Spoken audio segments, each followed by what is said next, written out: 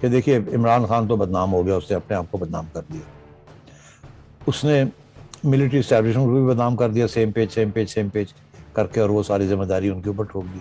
پھر I S I جو ہے اتنی انٹرونشنسٹ بنا دی جنرل فیض نے, وہ بھی کنٹروورشل ہو گئے ہیں, بہت نقصان ہو گیا ان کا.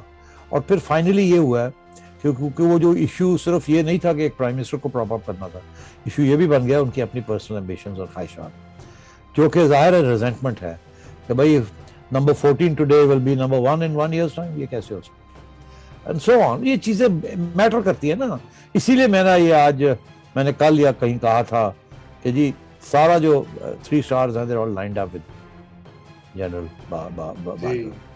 They're all behind him and for different reasons, but they're all behind him on this go. تو جنرل فیض کا تو نقصان ہو گیا, اب اس وہاں سے ریکور کرنا will not be easy, but stranger things have been known to happen. بڑی بالکل یو نو اتنی مائکرو مینجمنٹ کے ساتھ, اور وہ ایکسپوز ہو گئی unfortunately as being negative at the end of the day.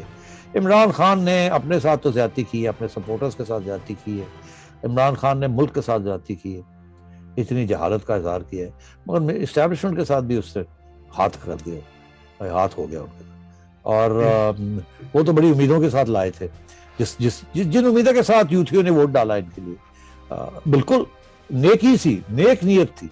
ہم تھک گئے ہیں وہ پرانے لوگوں کے ساتھ. یوٹیوب پر گوگلی ٹی وی دیکھنے کے لیے youtube.com کی سرچ بار میں گوگلی ٹی وی ٹائپ کریں.